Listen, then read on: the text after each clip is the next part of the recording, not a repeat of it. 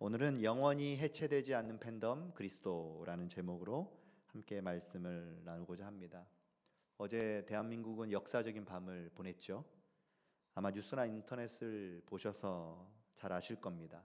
한국을 대표하는 가수 BTS가 멤버 전원이 모여서 완전체로 컴백한 그 공연이 있었던 날입니다. 그래서 어제 서울 시내 그리고 공연장 근처는 그야말로 전 세계 사람들이 모여든 그래서 인산인해의 장소였습니다. 이 단 한 번의 공연을 보려고 가까이는 일본부터 시작해서 멀리는 프랑스, 브라질에 이르기까지 비행기를 타고 수만 명의 팬들이 한국을 방문했습니다. 심지어 여러분들도 아마 OTT로 보실 거죠. 세계적 플랫폼인 넷플릭스가 처음으로 한 가수의 컴백 무대를 전 세계에 실시간으로 중계할 정도로 많은 사람들이 관심을 가졌습니다. 그 BTS의 노래와 춤 하나에 사람들이 막 열광을 했죠. 그런데 이 BTS를 좋아하는 팬들을 부르는 별칭이 있습니다. 아마 아시는 분들 계실 거예요. 뭐라고 부르죠? 아미라고 부릅니다. 아미. 그런데 이 아미들을 가만히 살펴보면요, 참 신기한 점이 하나 있습니다. 어떤 특정한 민족이나 세대를 지칭하는 단어가 아닙니다. 거기에는 다양한 민족이 있고요. 심지어는 어린아이로부터 시작해서 할머니에 이르기까지 다양한 세대가 그 아미에 속해 있습니다. 피부색도 다르고 사용하는 언어도 다르고 나이대도 완전히 다릅니다. 그런데 이 BTS라는 이름으로 모이면 순식간에 하나가 됩니다. 그들을 가족이라 부르고요, 뜨겁게 연대하는 문화를 만듭니다. 우리는 이러한 현상을 팬덤 문화라고 부르죠. 혹시 우리 성도님들 중에는 뭐 가수 그 사람이 그렇게 대단하다고 이렇게들 난리인가 라고 하실 수도 있습니다. 하지만 과거를 기억해 볼까요? 1960년대에 전설적인 그룹 비틀즈가 있었습니다. 그때도 이와 동일한 문화가 일어났죠. 전 세계 청년들이 국경을 초월해서 하나로 모이며 열광하며 비틀즈를 통해 새로운 문화를 만들었습니다. 사실 인간에게는요, 본능적으로 이런 마음이 있습니다. 나를 열광하게 만드는 그 대상을 중심으로 누군가 뜨겁게 연결되고 싶어하는 그 마음, 그것이 우리 안에 있습니다. 그래서 어딘가 소속돼서 그 안에서 그 갈망을 채우고자 하는 그 마음이 결국은 이 팬덤 문화로 발현되는 것이죠. 그래서 이 팬덤이라는 것은요, 단순히 구경꾼이 아닙니다. 서로의 정체성을 이곳에서 확인하는 겁니다. 그래서 강력한 연대 문화를 이루어내는 거죠. 그런데 여기서 우리가 중요한 질문 하나를 던져봐야 합니다. 과연 이렇게 뜨겁고 열정적인 연대와 연결이 과연 영원할 수 있을까라는 질문입니다. 안타깝게도 우리가 세상에서 마주하는 그 모든 연대에는요, 치명적인 약점 하나가 있습니다. 바로 유통기한이 있다는 거예요. 그렇게 세상을 다 가질 것 같았던 비틀즈도 결국 시간이 흐르면서 해체되었고 그 문화도 점점 약화되었습니다. 어제 전 세계를 흔들었던 그 화려한 컴백 무대도 아마 언젠가는 시간이 지나면 전설로만 남게 될 겁니다. 왜 그럴까요? 세상의 모든 연대는 그 대상이 사라지면, 아니면 그를 향한 관심이 변하면 신기루처럼 없어지기 때문이죠. 그래서 결국 뜨거워도 일시적일 수밖에 없고 영원성은 없습니다. 대상이 변하든 아니면 내 마음이 변하든 결국 해체될 운명에 처해 있다는 것이죠. 하지만 오늘 우리가 함께 읽은 이 갈라디아서 말씀은 전혀 다른 새로운 종류의 연대 문화를 우리에게 소개해 주고 있습니다. 2000년 동안, 아니 4000년 동안 한 번도 식지 않았고 인류 역사 전체를 관통하면서 지금까지 이어온 가장 강력하고 영원한 영적 팬덤 문화를 소개하고 있는 것이죠. 이 팬덤은요, 단순한 취향이 같아서 모인 집단이 아닙니다. 내가 기분이 좋으면 모이고 인기가 떨어지면 흩어지는 그런 세상의 가벼운 모임을 소개하는 것이 아닙니다. 하나님께서 태초부터 설계하신 그 거대한 약속을 통하여 묶여진 공동체입니다. 그 예수 그리스도라는 그 보혈이라는 절대 지워지지 않는 영적 DNA로 묶여진 약속의 가족입니다. 우리는 교회 오면 지칭하는 단어가 하나 있죠.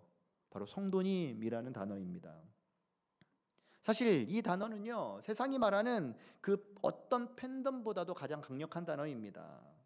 왜냐하면 죽음조차 갈라놓을 수 없는 영원한 계약을 맺은 관계를 지칭하는 단어가 이 성도라는 단어이기 때문입니다. 도대체 무엇이 우리를 이토록 끈끈하게 만드는 것일까요? 우리가 입고 있는 이 그리스도라는 옷은 도대체 어떤 비밀을 담고 있길래 인종과 세대와 지역을 넘어 우리를 교회 공동체로 묶어주는 것일까요? 그 놀라운 은혜의 비밀을 오늘 말씀을 통해서 함께 살펴보고자 하는 겁니다. 그러기 위해선 먼저 이 영원히 해체되지 않는 이 영적 팬덤이 언제부터 시작되었는가 하는 것입니다. 세상의 모든 가수들은 데뷔 날짜가 있습니다. 우리가 속한 교회 공동체도 실은 영적인 데뷔 날짜가 있어요. 역사 전체를 관통하는 하나님의 거대한 약속의 시작점이 있다는 겁니다. 그 시작점의 출발이 바로 아브라함입니다. 오늘 본문 29절을 볼까요? 이런 말씀이 있습니다. 너희가 그리스도의 것이면 곧 아브라함의 자손이요 약속대로 유업을 이을 자니라. 바울은 아주 가슴 벅찬 선언을 하나 하고 있습니다. 우리가 예수님께 속하기만 한다면 우리의 배경이나 혈통이나 아니면 그 어떠한 조건에 관계없이 자동으로 아브라함 자손이 된다라는 고백입니다. 어떻게 이게 가능한 걸까요? 어떻게 우리가 아브라함의 자손인가요? 그러기 위해선 하나님께서 처음 아브라함에게 부르셨을 때 그에게 주셨던 약속을 우리는 기억해 봐야 합니다. 창세기 12장 3절에 보면 하나님께서 아브라함에게 이런 약속을 주셨습니다. 너를 축복하는 자에게는 내가 복을 내리고 너를 저주하는 자에게는 내가 저주하리니 땅의 모든 족속이 너로 말미암아 복을 얻을 것이라 하신지라. 여기서 우리는 아브라함이 복을 얻는 사람이구나, 복이 되는구나 라는데 우리는 참 많은 집중을 합니다. 근데 제가 집중하고 싶은 단어는 바로 이것입니다. 땅의 모든 족속이. 하나님의 시선은 처음부터 아브라함 한 사람에게만 국한되지 않았습니다. 아브라함을 부르실 때부터 이미 모든 족속을 염두에 두셨습니다. 그러기에 아브라함이라는 한 사람을 통해 모든 족속, 전 인류가 하나님의 가족으로, 하나님의 자녀로 초대하기를 원하시는 그 하나님의 마음이 이 말씀에 담겨져 있는 것입니다. 마치 우리가 코스트코나 백화점을 갈 때 그냥 가지 않잖아요. 멤버십을 가입하고 혜택을 받고 있는 것처럼 인류 역사에서 가장 오래되고 위대한 영적 멤버십이 바로 이 아브라함으로부터 시작된 하나님의 약속입니다. 그런데 이 약속이 놀라운 이유는 우리의 어떤 조건이나 노력을 보지 않는다는 겁니다.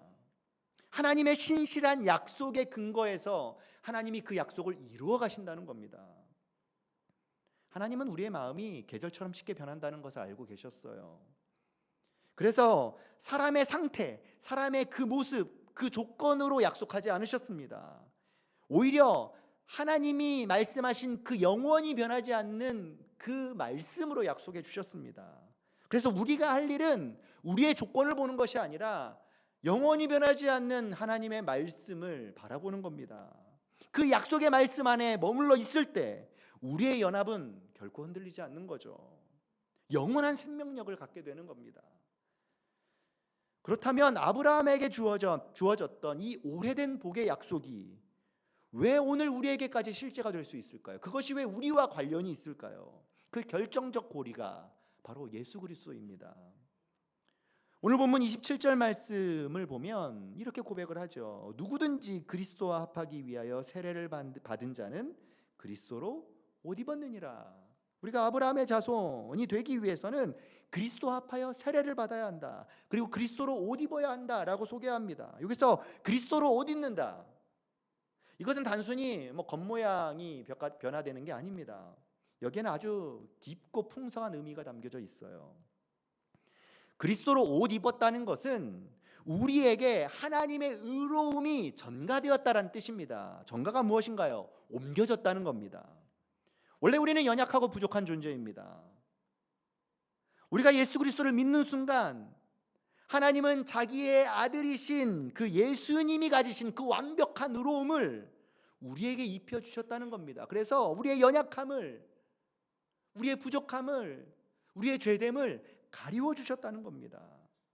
마치 왕자가 자기의 화려한 왕복을 거지에게 입혀주었을 때 그 거지는 그 왕복을 입고 당당히 왕궁에 들어갈 수 있는 것처럼 하나님께서 우리에게 그러한 자격을 주셨다는 겁니다. 이제 하나님은 우리를 보실 때 우리의 허물을 보지 않으십니다. 우리가 입고 있는 예수 그리스도의 찬란한 그 옷, 그 빛을 보시는 거죠. 또 다른 의미로 그리스도의 옷을 입었다는 것은요, 예수님과 연합되었다는 겁니다. 옷을 입으면 그것은 곧 내가 됩니다. 왜냐하면 몸의 일부가 되어 나를 보여주는 거울이 되기 때문입니다. 그래서 그리스도로 옷 입었다는 것은 이제 우리가 예수님과 떼려야 뗄 수 없는 생명의 관계가 되었다라는 의미입니다.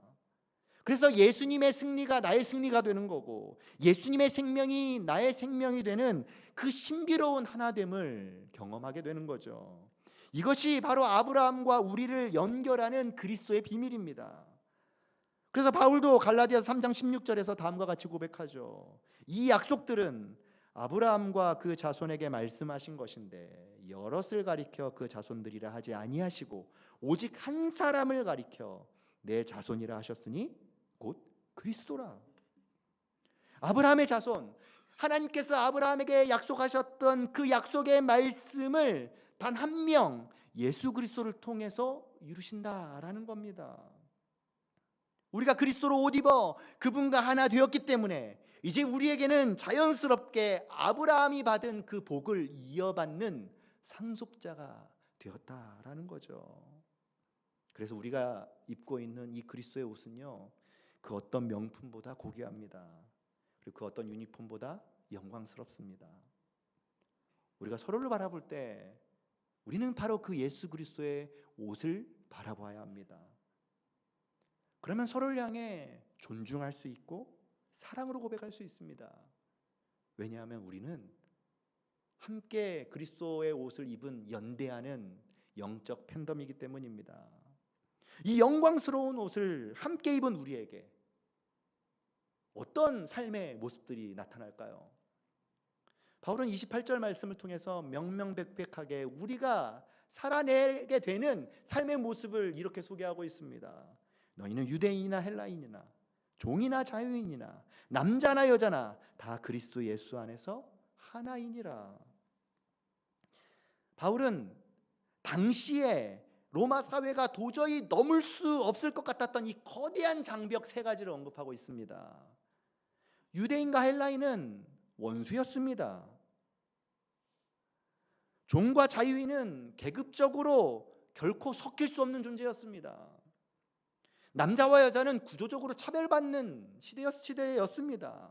그런데 바울은 선포하죠. 이 모든 것이 그리스도 안에서 하나라고요.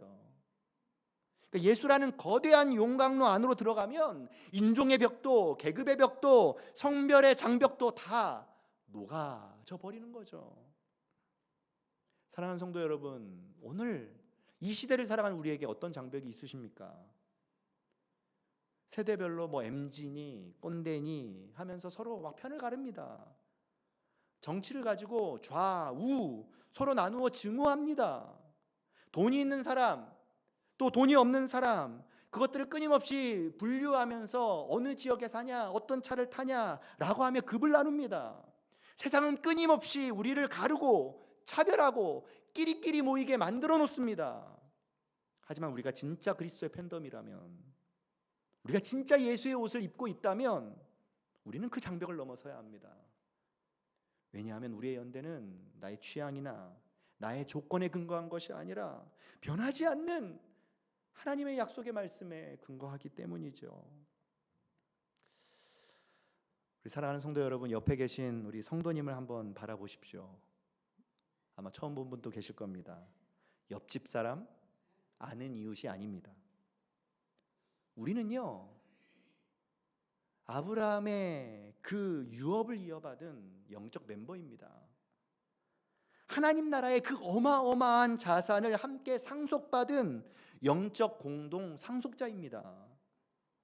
비틀즈의 시대는 같습니다. 언젠가는 아미의 시대도 저물 겁니다.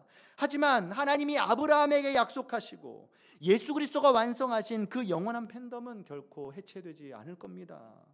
죽음조차 그 연합을 끊을 수 없기 때문이죠. 그러기에 우리는 세상 사람들처럼 조금 다르다고 쉽게 돌아서서는 안 됩니다. 성격이 맞지 않는다고 해서 남남이 될 수는 없습니다. 왜냐하면 그리스도라는 결코 지워지지 아니하는 흔적이 우리를 영원한 가족 되게 하기 때문이죠. 저는 우리 동탄 우리는 교회가 바로 그런 아름다운 연대의 장이 되기를 소망합니다. 세상은 나이와 세대를 구분하고 자산과 학벌로 사람을 끊임없이 구분짓지만 우리는 그리스도의 옷을 입은 한 가족입니다. 그래서 그 다양함, 사람들마다 있는 그 다양함이 함께 모여 서로 다름이 아니라 풍성함이 되기를 원하는 겁니다. 서로 다른 것이 갈등이 되는 것이 아니라 하나님의 창조 세계가 얼마나 다채로운지를 보여주는 복의 통로가 되기를 원하는 겁니다. 우리 각자의 고유의 색깔을 유지하면서도 예수 그리스도라는 공통의 옷을 입고 어떻게 함께 그 공동체를 세워갈 수 있을 것인가, 가장 아름답고 조화로운 하모니를 이루는 모임이 되기를 원하는 겁니다. 이제 말씀을 맺고자 합니다. 우리는 오늘 영원히 해체되지 않는 팬덤의 일원이 되었다는 것, 이것이 얼마나 영광스러운 일인지를 함께 나누었습니다.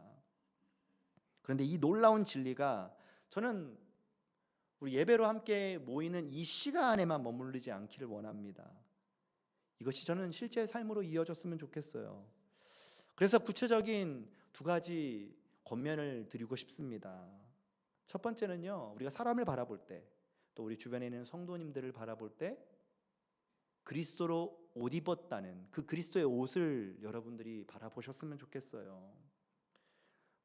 생각할 때마다 성격이 맞지 않아서, 또 나랑 생각이 달라서 마음이 불편한 분이 계실 수도 있을 겁니다. 하지만 그분을 볼 때 그 사람의 성격, 단점을 먼저 보지 마시고 그분이 입고 있는 예수의 옷을 먼저 보시기 바랍니다. 하나님이 그분을 예수의 빛으로 덮으셨다면 우리도 마땅히 그분을 존중해야 합니다. 그래서 오늘 예배가 끝나고 집에 바로 가지 마시고 혹시라도 평상시에 대화하지 않았던 분이 계시다면 오늘은 한번 대화의 장을 열어보시면 어떨까 싶어요. 그것이 바로 해체되지 않는 연대를 증명하는 그리스도인의 모습입니다. 아미들도 서로 처음 만나서 서로 반갑게 안고 얼싸안고 기뻐하면서 인사를 나누는데, 우리 그리스도로 함께 모인 우리 공동체는 그것보다 더 기쁨으로 교제해야 되지 않겠습니까? 또 그렇다고 해서 또 갑자기 나한테 대화를 건네니까 나를 불편하게 생각했나? 라고 오해하지 않으시면 좋겠어요. 네. 또 하나의 도전은요, 세상에 장벽이 있습니다. 끊임없이 세상은 장벽을 쌓습니다. 도시로 장벽을 쌓고 지역으로 장벽을 쌓습니다. 어느 지역에 살았냐, 너무나도 중요하죠. 세상의 이 수많은 장벽 앞에서 우리가 교회됨을 보여주면 어떨까요? 직장 속에서, 가정 속에서, 우리가 살아가는 이 도시 속에서 사람들은 끊임없이 편을 가르지만 그때 우리는 그리스도의 옷을 입은 하나님의 사람들로서 그 공동체를 화해할 수 있는 그 중재자의 역할을 하면 얼마나 좋을까요? 그래서 저 사람과 달라라고 선을 긋는 것이 아니라 우리는 예수 안에서 언제든지 연결될 수 있는 사람이야 라는 마음을 품고 대해보면 어떨까요? 그러한 영적인 포옹력이 결국 세상을 변화시킬 겁니다. 우리는 단순히 주일에만 잠깐 만나는 사이가 아닙니다.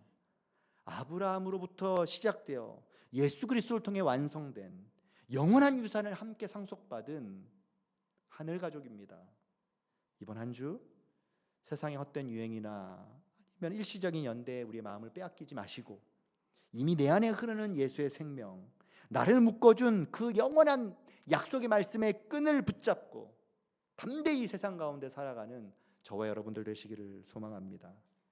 우리의 서로 다름을 풍성함으로 고백할 때 동탄 우리는 교회는 세상의 그 어떤 공동체보다도 아름다운 하모니를 만들어낼 것을 믿습니다. 그 영광스러운 연합이 여러분들의 가정 속에서, 우리가 속한 공동체 속에서, 우리가 속한 사회 속에서 풍성히 펼쳐질 수 있기를 주님의 이름으로 소망합니다.